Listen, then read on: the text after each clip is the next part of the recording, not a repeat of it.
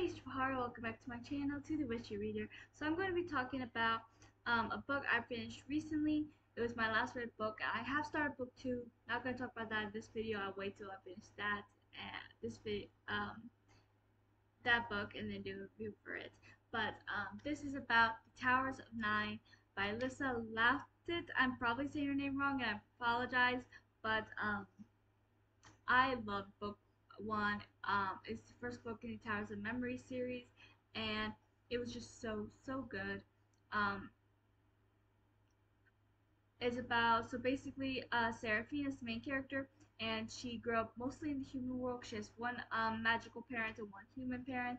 So, but she's trying to get into this magic school despite never actually being able to cast spells, no matter how much she's tried. And so she ends up getting in, and there's 9 towers, and they're all very different. There's like Dragon Tower and Pixie Tower and Kraken Tower, um, and they're all color coded as well. Pixies are pink, dragons are red, and they all have that uniform that matches their towers. And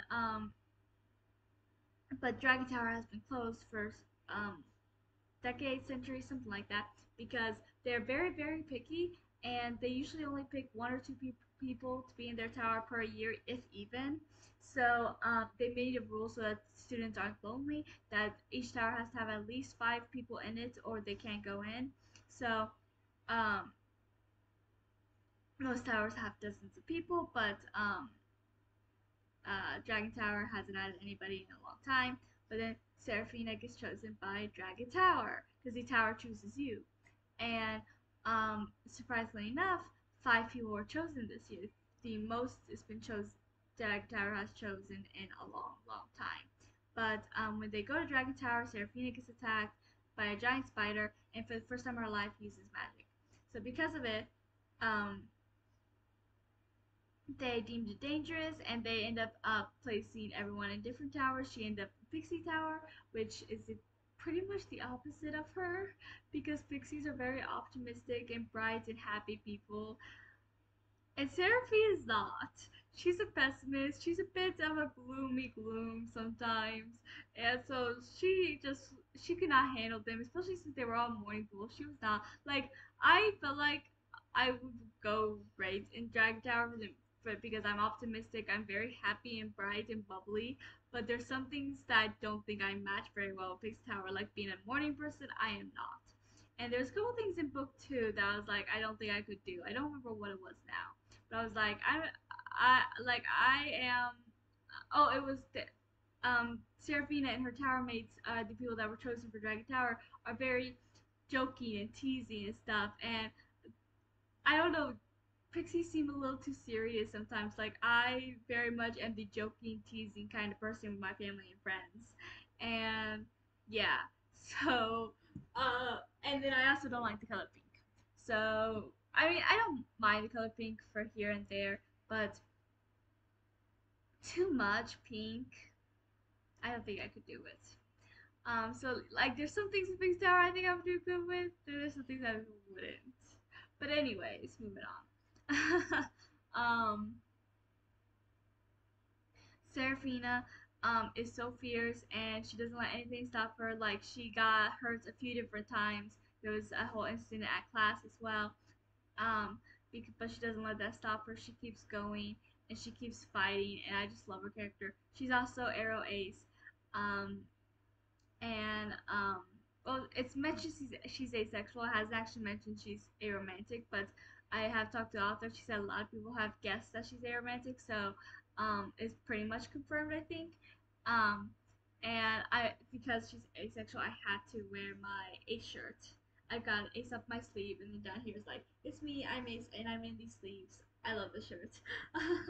um, and yeah, and I'm pretty sure everyone in the main 5 whose Dragon Tower chose was somehow queer. I know Celiska, I have no idea how to pronounce her name, um, mentioned liking girls. I think Jarek was the one that mentioned liking guys, and then Feathers is also on the A spectrum.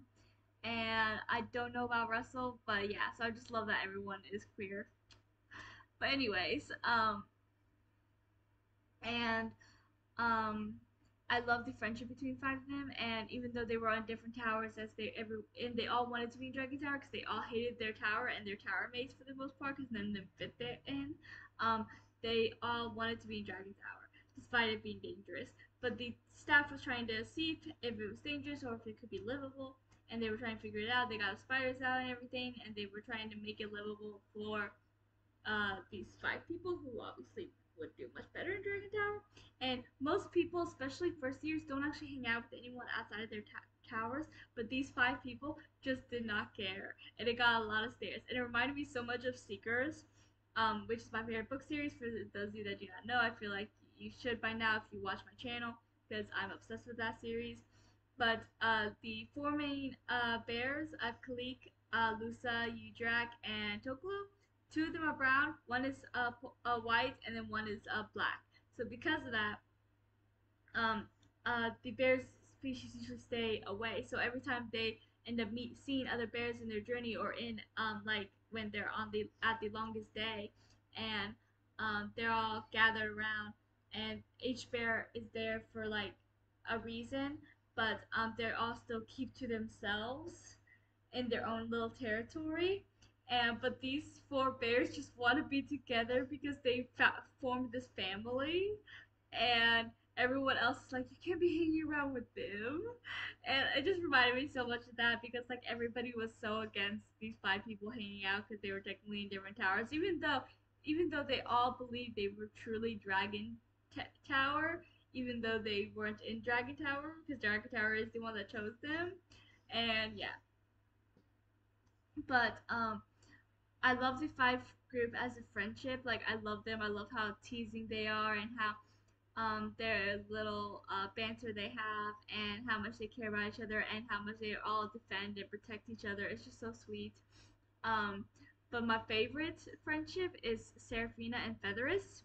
I love this duo so much, and I love how close they are. I feel like they are definitely the closest out of the group, and they have this strong bond that was formed pretty early on.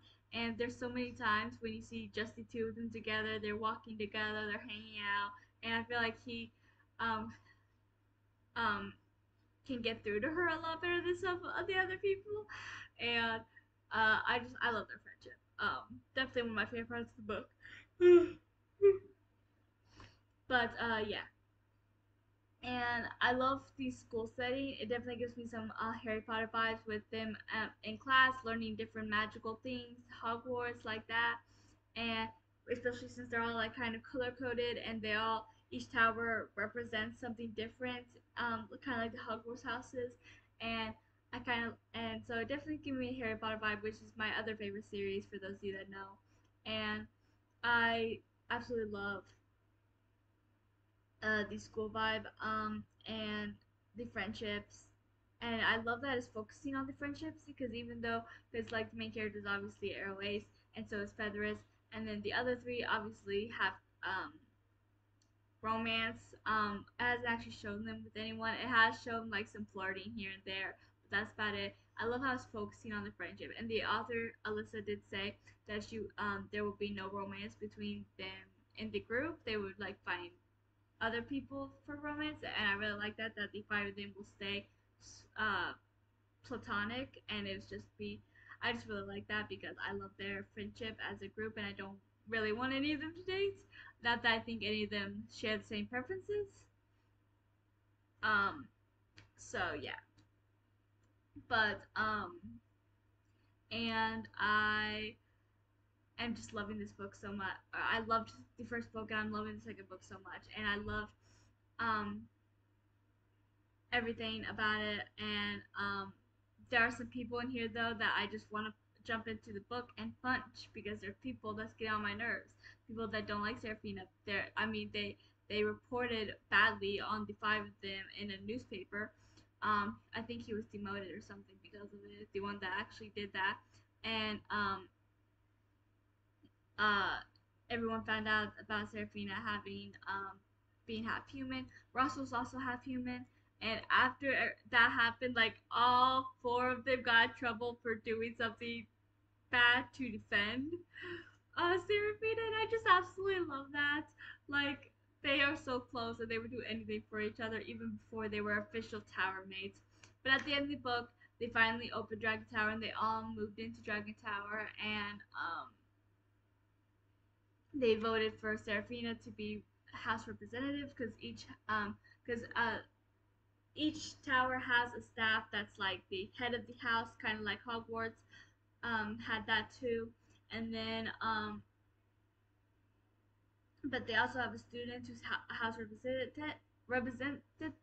I can't speak now, but and it's usually a older student. I think most of them are like three at least in year three before they can get to that. But because only first years are even in here, they had to have a first year do it, and everyone voted for Serafina because they love to vote against her. It is actually really hilarious because they do that in book two as well, and I just love it. But yeah, I absolutely love this book, and I'm loving book two so far, and definitely highly recommend this series, Tower of Memory series. Book one is called The Tower of the Nine, and I highly recommend it. Please like and subscribe and comment if you've read it, and I'll try to see you guys below in the comments. Until next time.